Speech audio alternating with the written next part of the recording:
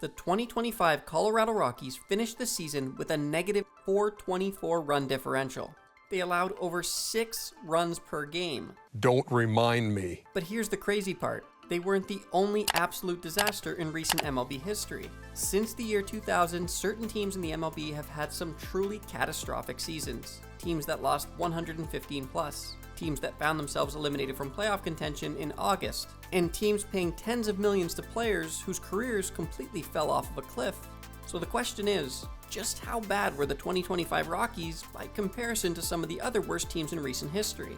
In this video, I'm ranking the 5 worst MLB seasons since 2000. And I promise you, choosing between number 1 and number 2 will make you uncomfortable. Good luck with that. Coming in at number 5 is a team so bad, they never won 10 games in a single month. We're talking about the intentionally rebuilding 2018 Baltimore Orioles, led by Manny Machado in what was his final partial season in Birdland. After having their hearts broken by Edwin Encarnacion and some questionable decision-making in the 2016 wildcard game, You can say that again. the Orioles knew that their core was aging, so they decided to mimic the 2011 to 2014 Astros formula and let things get ugly for a brighter tomorrow. And boy did they get ugly. The 2018 Orioles would finish with a league-worst 47-115 record, in what is widely regarded as one of the worst bottom-heavy seasons in recent MLB history, with 8 teams finishing with 67 wins or less. Wow. That record put the O's 61 games back in their division and 50 games back in the wild card, despite still having the 14th highest payroll in the league. Now, 21 plus million of that was being paid to a 162 hitting with 192 strikeouts Chris Davis, but the amount they were paying to be that bad is still comical. The team finished with a league-worst negative .270 run differential, blew 49 leads, was shut out 15 times, blown out by 5 or more runs 35 times, including a 19-3 loss to the Red Sox in the first game of a doubleheader on September 26th, and was fully eliminated from playoff contention on August 20th. That's a hell of a lot of meaningless baseball. Yet somehow, that team ranks number 5 on this list. Are you kidding me? For number 4, we only need to move forward 1 calendar year, but this time we shift to the AL Central to land on the 2019 Detroit Tigers. Coming off of back-to-back 64-win seasons, expectations certainly weren't high in Motown heading into 2019.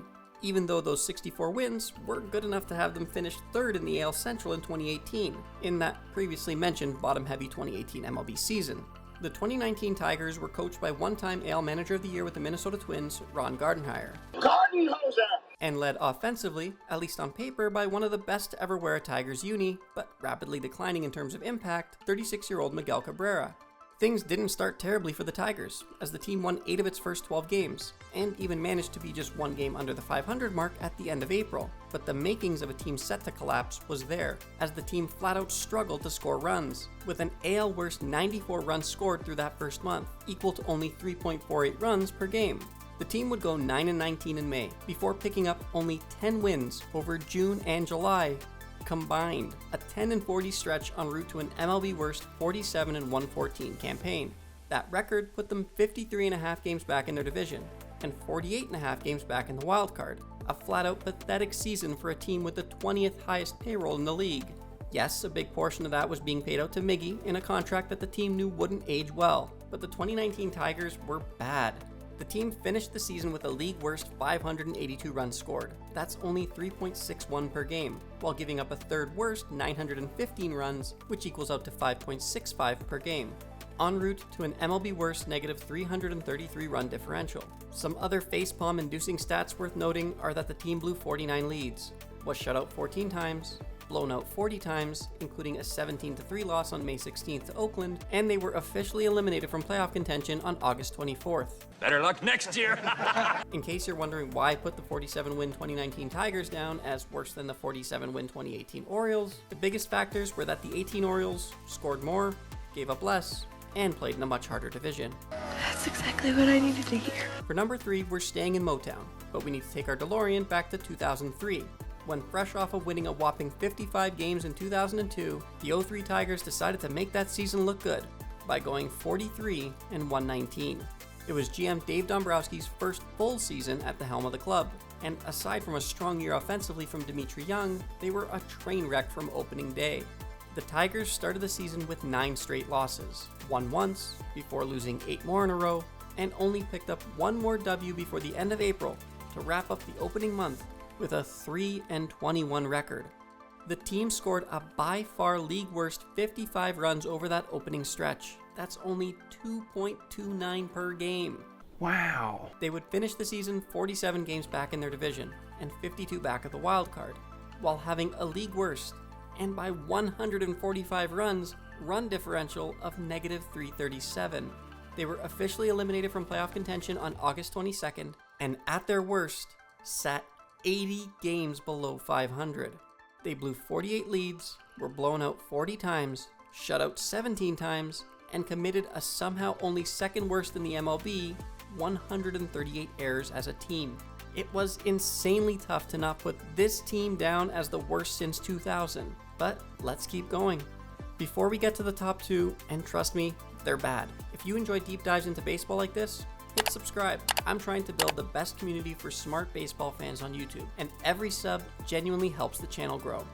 Alright, let's get into the chaos. Sitting at number 2 is the team that technically had the worst overall record since the year 2000, the 2024 Chicago White Sox, who featured next to nothing worth watching other than Garrett Crochet every 5 games. The Southsiders went 3-22 over their first 25 games, and at one point sat an MLB worst since 2000, 84 games below 500 at 36-120, en route to a 41-121 campaign. They finished 51.5 games back of their division, and 45 games back of the wild card, and found themselves officially eliminated from playoff contention on August 17th, breaking the record for the earliest date any team had been eliminated in the MLB's wildcard or divisional era. And they did it while having the 18th highest payroll in baseball. They blew 56 leads, were shut out 19 times, blown out 37 times, and went on a 21-game losing streak between July 10th and August 5th, tying for the 6th longest losing streak in MLB history. How did I not put this team down as the worst since 2000? You're crazy, man. In top spot, I have the team I opened this video with, the 2025 Colorado Rockies. What? Yes, the White Sox scored 90 less runs, blew 13 more leads, sat 8 games further below 500 at their worst, had a 21-game losing streak, were eliminated from playoff contention 6 calendar days earlier, and most importantly lost 2 more games. But in my books, the Rockies were worse.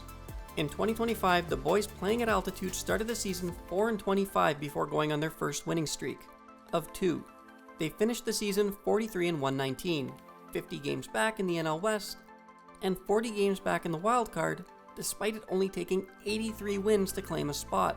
They were shut out 18 times, including a 21-0 loss on May 10th to the Padres, one of 44 times they were blown out, which is 7 more times than the White Sox.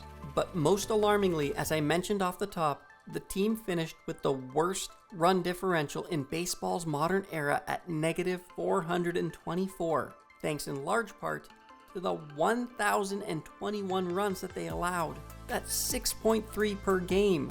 It's for those reasons that I had to make them my personal choice as the worst MLB team since 2000. And given their complete lack of an impactful offseason move, yet again, it's easy to see a reality where the 2026 version of them is just as pathetic.